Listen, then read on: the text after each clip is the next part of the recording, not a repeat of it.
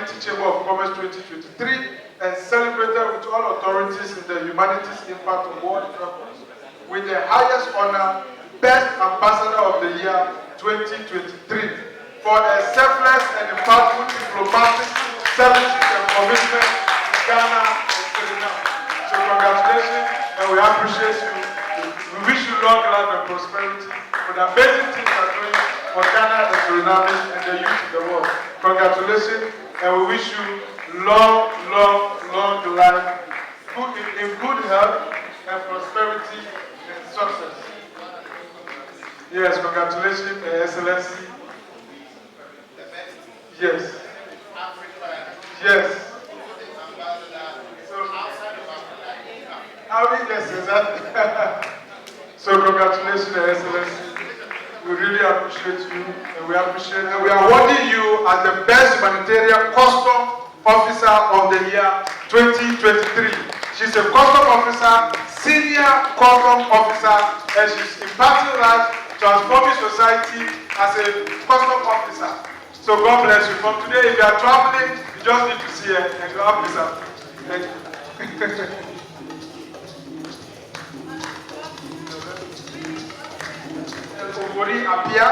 And we are honoring you and inducting you into the International Humanity Chamber of Commerce.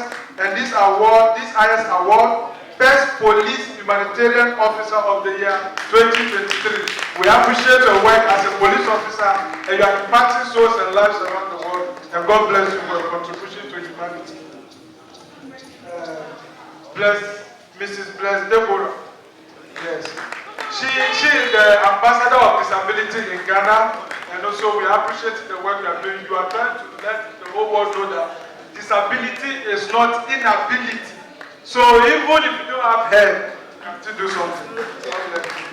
So we are awarding you Best Disability Development Advocate of the Year 2023. God bless you and give you more long life. So we are awarding you Best Diplomatic Personality of the Year 2023.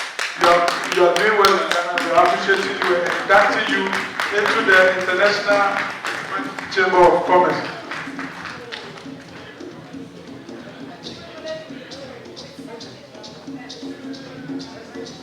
This woman is an amazing woman. She has traveled around the world. She has worked with Marcus Garvey Foundation, and also she has stayed in Jamaica. You know, they are part of the Pan-African revolutionaries we have in Ghana. And she has trained a lot of 1,000 young people and influenced a lot of 1,000 young lives. And we really appreciate your work, and we appreciate your contribution to humanity. God bless you so much.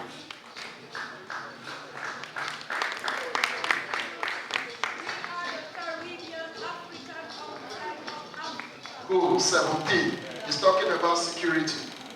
How many of our leaders sincerely want to fight insecurity to come to an end? Because they are benefiting from it. If the insecurity did not continue, they will not continue to pump money into it where they will steal. So that insecurity should continue because of their selfish interest of what they want to steal. Our kids, they are your children. Help us to talk to them. A time will come that African youth will come together. We are already doing it. I am here because I needed to come and get a youth to join the committee and represent Ghana at the Committee of African Youth on Security Matters. If they are not ready to solve the problem, we want to bring ourselves together and tell them we can do it. But not from the negative perspective, from the intellectual perspective. It's going to be on engagement. It's going to be on solution and way forward.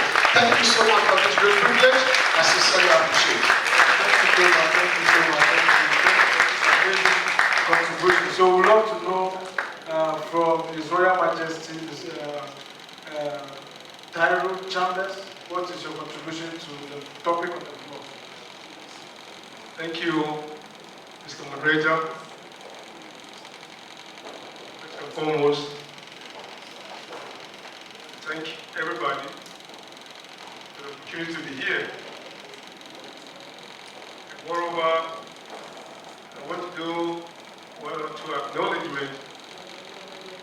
I have a brother, Mr.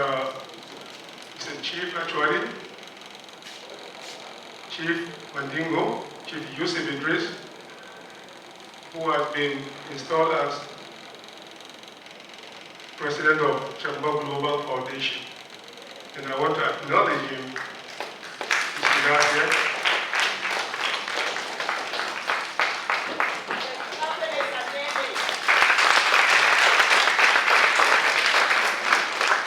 And above all, we have our mentor, this Caesar, who is a brother of the Chambers.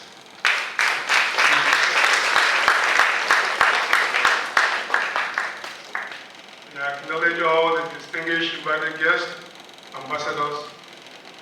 I say, Aiko.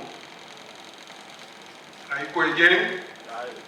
And I can't, greeting meaning well done. And I believe everybody here will understand that appellation. So I say well done to everybody who is present here for taking time out to avail yourself of this intellectual, discourse. God bless all of us collectively. Yeah. My short contribution to the topic at hand is how to interlink into moving our communities. And I believe we do that could even unlock our potential to defeat poverty.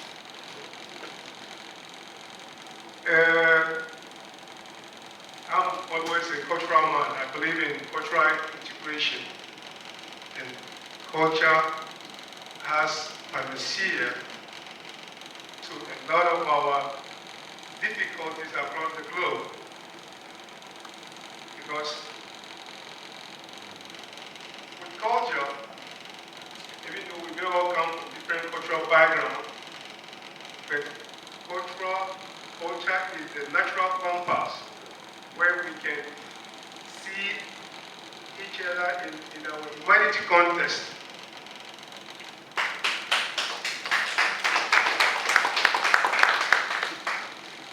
And when we begin to do that, that is where we can, begin to be each other's, keeper. At least some people have tried that and it worked for them. And now, if you look at their living condition and their economic status, they stand above, they soar so high. And that is China, for example. China at some point, was struggling, just like all the third world countries. Until just right in the mid-60s, a leader, chose a different path that is integrated within, cultural confine. And now we can all attest to the might of Chinese. And at that point, they called it cultural revolution. It's like we all don't have it, but we can share it. That is where this concept, Ubuntu, as the South Africans have it. I am because you are, and you are because I am. So from that, basis, I believe we can work on that mileage, and God willing, the doors on the mind level will be open to all of us. So please, this is a wonderful stage, wonderful program to enrich our intellectual ideas. And I will indulge all the sundry that let's continue to be each other's keeper. For the first time, I'm meeting some wonderful people here, and I appreciate, the opportunity.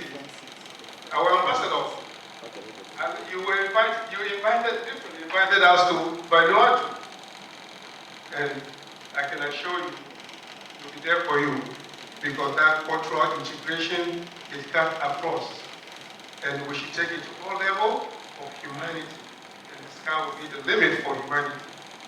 Thank you, everybody. Thank you so much, very much. So I would like to find out from Dr. Owusu, what is your view on the topic on the floor? Well, thank you very much for having me. I just want to acknowledge our chiefs and everyone here. I'm an educational consultant. My background is education. I've been listening to all the fantastic briefs that you've enumerated, and it's quite great. Two things keep flashing into my mind that I just want to mention, or just to say a little bit about it. One is mental slavery, and two is modern day slavery. I hope you hear that. Mental slavery and modern day slavery. And I live in England for the past 25 years. I left Ghana just after the university. I've been living in England for that number of years. And I have the opportunity to work as British Council Ambassador for Education. So I did travel a lot to a lot of African countries talking about partnership. And I like our chief mentioned PPP, private-public sector partnership. And one of the things that I've seen when I was in Madrid recently, a group of Senegalese young people from Gambia as well, and a few Ghanaians that I met at a substation in Madrid, in Spain, crossing the Atlantic Ocean, the Mediterranean, coming all the way to work. Most of them had degrees, good degrees, qualifications, and I stood there to interact with them. And one of the things they said to me is that they can't make it in Africa. That's a mental slavery. It's something. So the moment you set up in your mind, or you create that mindset that I can never make it unless I travel, you're defeated already. Absolutely. And thank you for that. And one other thing, if you were listening to the news, yesterday the British government said they're going to cut down immigration. There have been an influx of Africans, care workers, nurses, and people are exploiting them. I'm talking about modern day slavery. We are not being shipped from Cape Coast, from Banjul, to go to the Americas and work in plantation in Brazil or North Carolina. We are now going there ourselves, voluntarily. And people are being exploited. I met guys who recently came to England that they don't have a job to do. They're to build schools, to build community centers, to build playground. I used to live at Roma Ridge some years back. And over there we used to have parks where we play football. I was there just yesterday. They've sold Wonderlands. And children are playing football on the street. This is ridiculous. So please, if we want to really develop and come out of poverty, we're talking about trade. We're talking about diplomacy. We're talking about integration. We need to set aside a portion of this land to build schools, to build learning resource centers. And that is what we have started to do. That we go to communities, we work with the chiefs, we work with the king and the queens and the opinion leaders, and we setting up learning resource centers for the youth.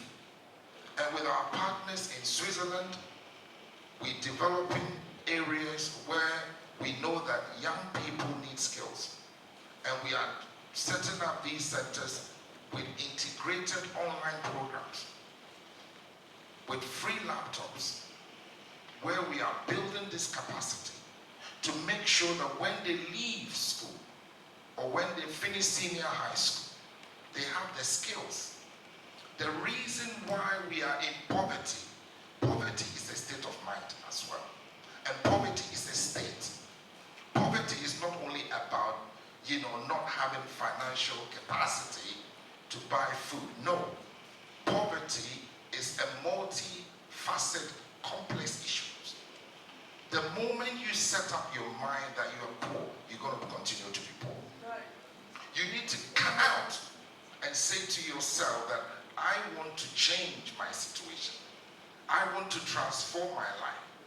Education gives you the opportunity to live a good life. However, education doesn't guarantee job for life. Education doesn't guarantee that you're going to be successful. What makes you successful is what you do with your head, your hand, and your heart. That's what makes you successful. Don't let us spend hours. Don't let us spend hours believing that my uncle, my father, my mother somewhere is going to give me money after school to start a business. Please don't think like that. It's not going to happen. But when we use our intellectual capacity, our God-given one, thank you, and then, well, if I may quote the scripture, whatever your hands find doing, do it and do it well. Don't rely on a pastor to pray for you, please. For you to get a breakthrough to be successful. Use your skills, use your mind, use your heart.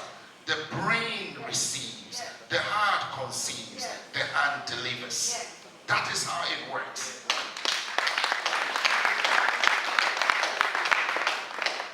So we will talk more when it comes to education, but just to end here, because we're talking about how the traditional rulers, the chiefs, and one more thing I will say is this. I visited a township in South Africa called Kayamadi. And Kayamadi is a small township outskirts of Cape Town. A very beautiful area called Stellenbosch. It's a wine area where they make wine. Very nice wine. And most of the youth in Kayamadi are orphans because during the early 80s and 90s, most of their parents died of HIV. And I met with some of the kings or chiefs in Kayamadi. And most of these young people don't have skills, nothing. Out of 1,200 kids in a school called Hector Peterson, who was the first black person to be massacred during the Soweto uprising, when they were being forced to speak Afrikaans in their schools. And I said to this, the head teacher there, that what can we do in integrating with, working with the chief to support these orphans? And they have to come to school because the government subsidizes food and they can feed only 300 kids out of 1,200. So when the bell goes for break, you have to run to get meal. And it's just porridge and a slice of bread. They have various communities, their lands. And I said, what are they doing with the land? And they said there are chieftaincy disputes, there are legal issues, there are litigations of the land. Confusion. Divide and rule. But through efforts of negotiations, the chiefs realized that the only way we can get these young people out of poverty is to give them skills. Look, the problem with Ghana, for example, is not only about a system, it's also about us. We always blame people for our misdemeanors, but we also need to examine ourselves. I met a young pharmacist yesterday who had £10,000 from parents He wants to travel to Canada. Sir. 10,000 pounds and want to travel to Canada. To do what? He'll be telling me that in Canada they pay well. So he wants to leave his pharmacy job and go to Canada. There's nothing wrong traveling. If I have 10,000 pounds, I can make a fortune here in Ghana. Please, let's change our mindset. Thank you. Thank you so much. Thank you so much. Thank you so much. Please, ladies and gentlemen, give a round of applause to the audience. Just to wind up. I think we've heard a lot. And as a chief, nobody talk about diplomacy like he rightly said. And can you imagine that the 1982 Constitution somehow has crippled the hands of the chiefs? Imagine you are in your community and there's a letter from government that they have seen this land and they believe that there's gold in this land and that they have to come and do exploration and then mining. The chief, wake up right now, and if you're not careful, you go to jail. So all what you have to do is to sit and wash, and they will come and mine and pollute the water. Spend so much money to treat the water for people to consume. It's just unfortunate. But we need such forums like this. And next time, I'll urge our appeal to the organizers that they should bring a lot of government officials in here from different sectors, from tourism, from water, sanitation, from whatever, so that we can direct some of the questions to them as well, because we need them. We can't do without the public. Neither can the public do without the private sector. Thank you so much. Thank you so much. Thank you so much. So, ladies and gentlemen, we only have 2 questions from the audience, and then, okay, there's a gentleman there. Please, can somebody help me with the mic? Okay. So, yeah. Come. If you have some. Okay. Thank you so much. So, 2 questions, and then we are done because they are exhausted. All right. So, yeah, your name and then your name. My name is Francis Okosukobia. A business owner, serial entrepreneur, social entrepreneur, and investment and development ambassador for the youth. I have many questions, but some of them I will direct to Doctor so that we come and see you. The platform is not Okay, thank you so much. For Professor. When in the morning, you said some of the youths, when they complete school, they want to work in the government sector, but there's nothing that they choose. That's something. So the question is, what about some of us who have seen the opportunities and have started something at the grassroots, but there's a fence wall with stone walls that we cannot cross? I want to give 3 examples. Myself and a friend in the Volta region, we have an international social investors. They want to do oil port in Ghana. We don't have oil port in Africa. What we have is oil refinery, but they want to do oil port in Ghana. Then oil library, just like the normal libraries we have, so that those who are doing engineering, some of them are doing it in tech, in Kumasi. Kumasi, we don't have the sea there, we don't have the oil companies there. So he will be completing university, but he knows the things in book, but not practical. So we want to build a library, which is an oil library. So when we take you there, they will say, this is this, this is that, this is that. So when you go to the sea and working with the white, he can work. The reason is that most of our students in Ghana here, when they complete the oil and gas courses, they don't get better position. I've been asking this at the forums. The answer is that our students do not have the technical. Yeah, it should be very brief. Please. Okay. So we went to the Jubilee House. We intend to time, but because we didn't go with the VIP, the big cars, we couldn't get any answers. So how can we, those of us who have seen something, want to do something, how can we get the opportunity? Not necessarily funding, but somebody to hold our hands so that we tell them that this is at Volta, this is in the northern region. Thank you. Thank you so much. Thank you so much. Thank you. I didn't hear your name. Francis Okosukobia. Thank you so much. Francis, I've been in touch with you so many years like you before. But like our brother said, I was able to come up out of that. I changed the narrative myself. Nobody did it for me. I changed the narrative myself. 2005 or 2003, sorry, I happened to be in the US when I was doing my master's degree on a small research. So I decided to while away the time. So I got a job at Toys R Us. It's a very huge shopping mall. And so I was given some menial job to do just for 3 months. Now here's the thing. My supervisor was about 19 years. I didn't know. And in the evening, I do overnight stocking. So when they come to buy items in the morning, in the evening, we go to fix them. And so this young man, 19 years, what he asked me to do was to pack heavy loads. He goes up there, then I will be lifting the items, throwing it, he'll catch it and pack it well. And you have to do this simultaneously and within time. So you carry it, you throw it, he picks it, you carry it. It goes on that way. Unfortunately, I threw one. I at least expected that he was not going to receive it. And before I could leave the other one, the thing fell on me. So I wanted to fight, but then my brother advised that in the US you don't do that. You can exchange words, but you don't assault. Once you do that, you're going to go to jail. So I went back home. I said, what the hell am I doing here? I'm here for just some few months. And this guy was just molesting me, I was struggling and all that. So I decided to change the narratives. I went to the shop the next day and I said I quit.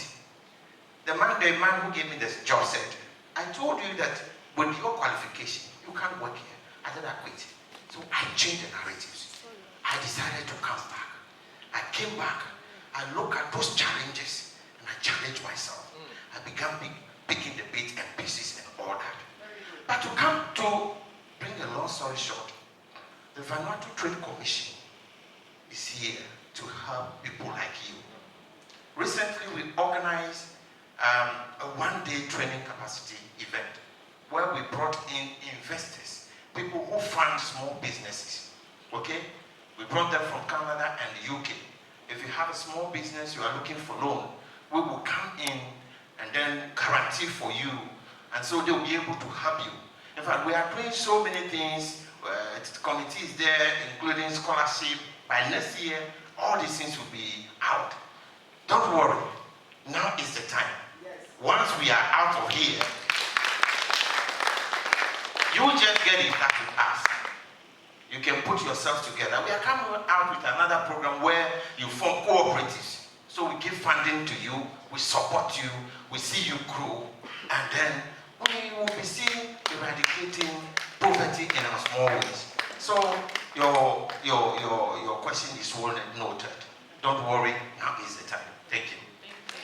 Yeah, thank you so much. So you contact the National Humanity Chamber of Commerce, and also we will liaise the opportunity to be available to every young people here, so that it will be very. So thank you so much. And then the next question. Yes. Okay. Yes, Dr. Rama. Thank you very much. I wanted to just add a little to what Prof said. Apart from what he said, you can, we have MDs, ministries, departments, and agencies. And these ministries are varied. Ministry of Lands, Ministry of Mines, Ministry of Agric, and what have you. So whatever you want to do, if it is related to a ministry or an agency, first of all, if you conceive the idea, you can write to the agency or write to the minister, so that get an audience with the minister or the chief executive or what have you. Sit down and try. I know sometimes it's difficult, but apart from that, in these ministries, MDAs, we have, every government has its flagship programs. These are embedded in these MDAs, so that if there are helps to, they can also offer that. So apart from what Prof is saying, maybe you can also explore these avenues. Thank you. So much. Thank you so much. And so the next person. So that's the last person. Good afternoon. Last but one. I'm Seth Benny. Last. The last person. I'm a co-lead from 10 Billion Strong Ghana Hub. an environmental leadership organization, as well as a lead for Thinking Minds Ghana, an enterprise and social innovation hub. My question is simple. Thinking Minds Ghana, for instance, operates in the Lower Manyakobo district of the Eastern region of Ghana. And we are so fortunate, government has come to build a university like the University of Environmental and Sustainable Development. I believe strongly that God placed us at this part of the globe for a reason. But one thing I've realized about education in Ghana is that we are not really intentional about the programs that are read where the universities are really located. Why am I saying this? Where natural resources are bound, the courses must be tailored towards that so that inhabitants from those areas, with the indigenous knowledge they have, we can improve upon it. I'm talking because I went to a GIZ program in the Lower Manyakobo, and it was for bead makers. The global bead industry is worth millions of dollars. But I was surprised that a school like the University of Environment and Sustainable Development does not even have one research center that deals with indigenous knowledge or trying to improve the beads for the economic benefit of the people around the communities that the university operates. Meanwhile, we have all these humanity programs being flooded or fed in all the schools around. How can we be so intentional about tailoring our university programs to the natural resources in the communities that the universities are located? Thank you. Okay, can I answer your question? I think what you're specifically asking is that are we intentional with some of the programs? Yes, I was very fortunate to be part of an European Union team to draft a new program called New Skills for New Jobs in the 21st Century. The European Union, they got to a point that they realized that what we are teaching our children in our schools is not meeting the demands of the 21st century. So a group of policymakers, educators, leaders met in Rome in 1992 to look at how can we transform our educational system to meet the needs of the 21st century. We heard people talking about these days when you are traveling. In fact, I had a shock of my life in Paris where a robot, an AI, is cleaning the airport. So if you think that you're going to get a cleaning job to go and clean the airport, forget it, because AI is taking your job. You go to supermarkets, it's now self-service. The computer is doing the job for the person at the till. So you need to rethink. So I think that the problem with Africa, from my personal perspective and from what I've seen, is that we are not in line with the economic agenda of the needs of the people. Everybody is setting up university. Everybody is building schools. There's nothing wrong with building schools, but we have to be intentional. What is the economic agenda? What kind of skills do we need to move the economy? That's what the Europeans did. When we met in Rome, they look at three things: universities, the employers, and then the training centers. And then we have the government. So these universities are in the middle. So the universities produce the candidates for the employers. The government make policies in line with the economic agenda. So if we build the universities, we have to be intentional. Why do we need these universities? For what? In the next few years to come, the building industry is going to skyrocket. Now in UK, they're looking for builders. They're looking for carpenters. They're looking for artisans. So they have to reform the educational system. Last month, the Prime Minister, Rishi Sunak, said even medicine is going to be is going to go through apprenticeship. Why? Because we need skills. It's not about the academia. It's not about getting first degree and second class apart. That is just paper. We need skills. And the reason why people are not getting jobs is not because they don't have the knowledge. They don't have the skills and the experience. That is the point.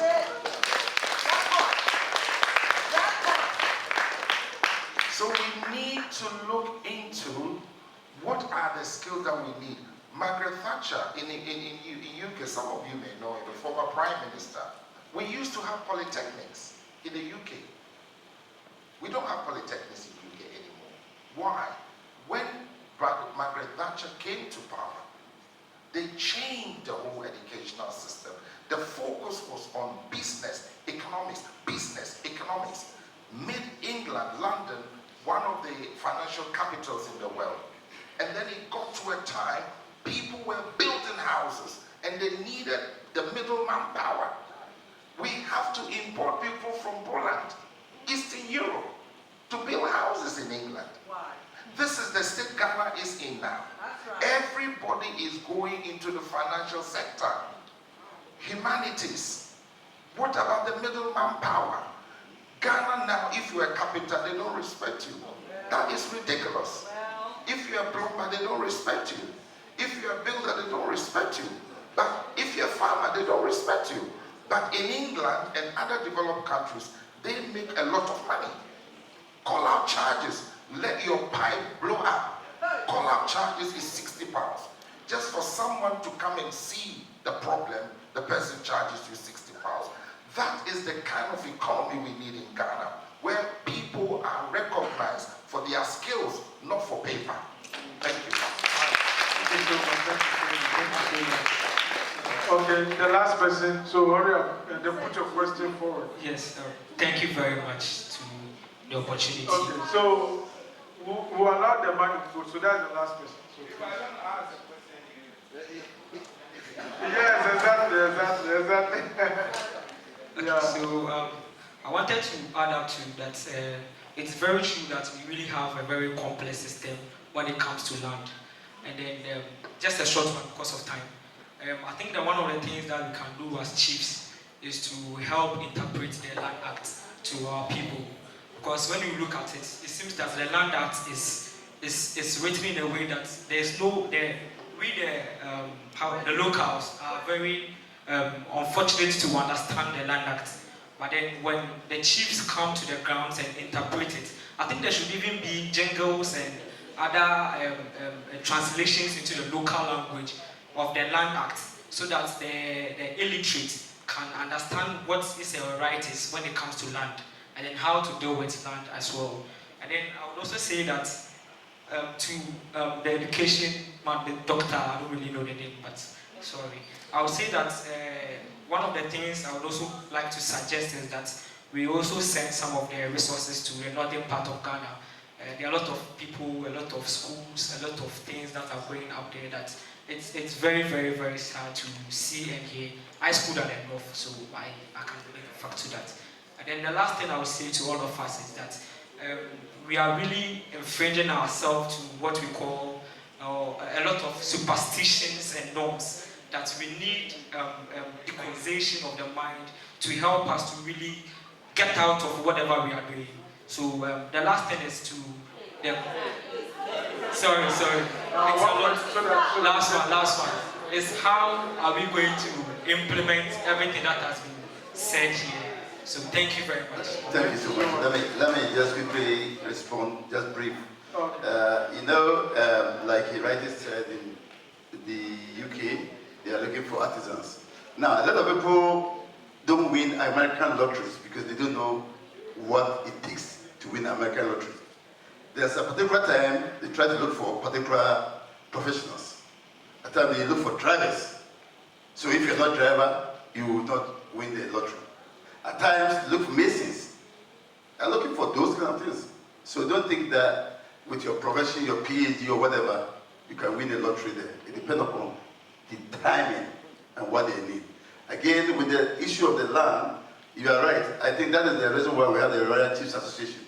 We are going to intensify education on that, because a lot of people doesn't know the land acts and the issues there. Thank you. Thank you so much. Yes, let me first of all thank the organizers of this program. My question is, what is this organization doing to help the layman at Choco? Poverty is killing people at Choco. I'm a father of 7 children. So analyze and consider my position today. I have children